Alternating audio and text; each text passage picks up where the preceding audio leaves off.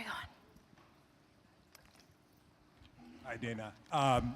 I appreciate the Richard Adler from Institute for the Future and Aspen Institute. I appreciate the focus on local, and I think that's exactly right. But I am curious whether you think there are some smart ways of dealing with the YouTube and the data void problems on the tech level. That you identified the problems. I wasn't sure if I heard solutions there. Right. Well, mostly I understand most of you are not the tech industry. I spent a lot of time in that conversation. There are some very simple things for this room, which is one, get your content onto all of the sites that people go to, right? That's a really simple thing. Learn how to optimize. That is a Band-Aid. It is not a fix to the tech industry problem, but it's a way of at least buffering some of what's going on. And this is really important on topics of civic interest. In terms of the tech industry, I think part of why I highlighted Spotify as an example is that there's actually ways to start understanding the content and the context. And the smartest moves that I'm seeing in industry are trying to recognize that there is context. The next major move is to really actually understand power within the data infrastructure, right? Understanding that links are not actually just bidirectional. And this is what we'll get into like esoteric technical pieces, but like as a grounded example, Twitter, you know it to be directional, which is to say you can follow somebody and they don't have to follow you. Well, you can actually start to analyze harassment when you actually follow those structures. Because if you've got a dog pile, a bunch of people from a community piling up on somebody in a coordinated fashion, that is most likely harassment or certainly something to look at, right? But it's actually about understanding the structure. Most of the tech industry conversation historically has been about looking at the content. It really is the context, and so it requires a fundamental change in every aspect of moderation.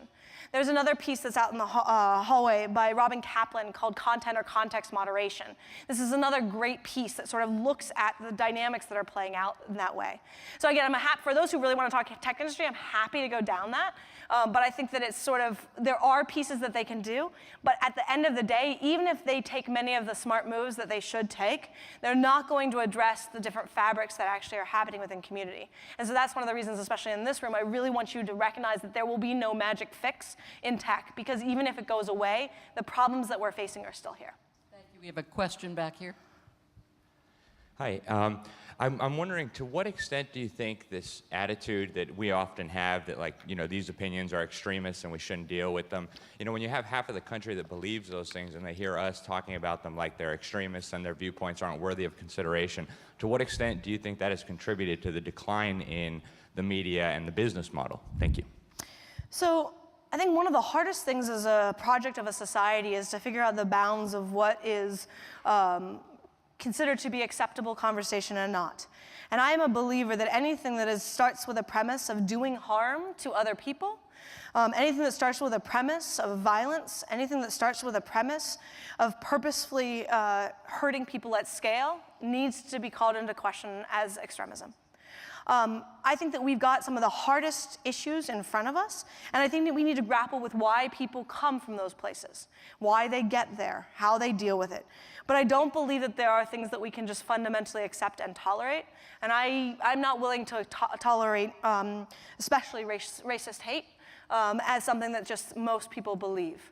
I think that that needs to be called into question, and that's, to me, where values come in. I'm more than willing to sit down and talk with somebody who espouses those views, but I'm not willing to propagate their messages, and I don't think that the folks in this room should either. And I think that's part of the social project. And what I would say there, in conclusion, is that when you are in a position of power, like many of you in this room are, you are in a position where you choose what to amplify. Be strategic about what you amplify, certainly for those of you who are in the news business, right? Choosing to amplify messages that bring community together rather than amplifying false equivalencies. Choosing to amplify the messages that are trying to actually address the inequities in the society rather than to amplify hate. Those are choices that people make, and those are choices that anybody in a position of power should be really thoughtful about making. And I believe we should be calling into question those in power who want to actively seek discord, because that's how societies fall. And let's be honest, this society is, a country is a social imaginary. We only exist to the degree that we can work together to imagine it. And if we actively and committedly start to amplify things that imagine our fray, we will create our discord. We will create our division. And that's what I'm worried that we're doing right now, because we think it's just a matter of reporting the discord, when actually what we're doing is amplifying and creating it. Thank you. We have time for one more question, please. Hi, Danah. Thanks for this great talk. I'm Heather Chaplin from Journalism and Design. I have a question I'd love your thoughts on, and it might sound a little bit naive, so I hope you all will bear with me and believe me that it comes from many years of research and thinking about these issues. But it seems to me that from what you've been talking about, that we have a system that's being really successfully gamed. And you're always going to have people who are willing to do things that other people aren't willing to do, to actively manipulate, actively be dishonest. And can you imagine some sort of future system that is resilient and robust enough to keep that from happening, or is that just an inherent problem? So part of it is, I mean, I shouldn't be telling you this, but like, because you and I have had this conversation, which is that power, power, power, power. When there are actors in a position of power, somebody is going to try to exploit, try to gain power, try to manipulate those that are in power. That is always the case.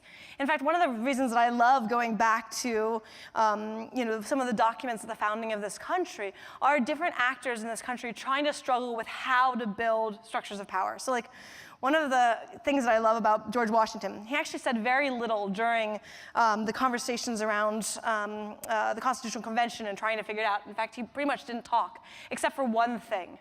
He argued vehemently that our apportionment in this country had to be 30,000 people, not 40,000 people, because above 30,000 people, we would never trust people, because we would be too far removed from the actors of power, and we would seek to have other structures that would manipulate them. We are at apportionment of 170,000 people.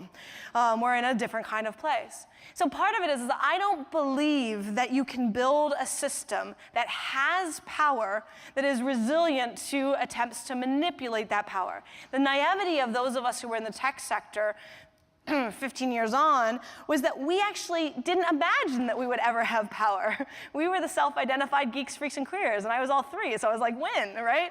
But like, at that moment, you didn't think that the institutions that you were building would ever have power. And so that's part of the naivety in building these systems, and like, whoa, people see us as having power, and much of Silicon Valley still doesn't think that they've got power. And you're sitting here going, guys, should we look at your finances alone? So like, this is where you have to actually understand power. You really fundamentally do. And that's one of the reasons that I do keep going back to security. When you understand power, whether you talk about geopolitical power for which security is played out, or whether we talk about technical power, you realize that security is not about making something that is secure. You realize it's about a constant and ongoing process of thinking with your adversaries and moving forward. Right? But this is not just about an adversarial dynamic. This is also about the idea of anything that we talk about as risk. Those of us who are sort of spent a lot of time in health professions, we know when we moved from talking about safe sex to safer sex, right? Because what the heck is safe sex, right? There is a fundamental risk in sexual contact with somebody, and like a delightful joy that we usually outweigh. But the result is that when we think about that, if you tell people like it's fundamentally safe, you've got a problem at the very basic level of having your heart broken, right? So like a huge chunk of it is about building a way of thinking sophisticatedly about what risk looks like. And we talk about risk at an individual level, at an organizational level, and at a societal level. And in this context, this is where we're struggling with a moment where tech is thinking still about risk at an organization level, right? What's the risk to their business? What's the risk to their reputation? But we need to be looking holistically at the risk at a societal level. And that puts tech in a very different position, and one that's really challenging. But tech is never going to be in a position, especially not as a corporatized, financialized entity, to be the one thinking about it at a societal level. That should never be one entity. Right? There shall be no king, as Eli's constantly reminding me of. Like, this is about thinking about what the project as a whole is. And with that, I am told to send you off to other fun and interesting things. Thank you, Danah. Thank you.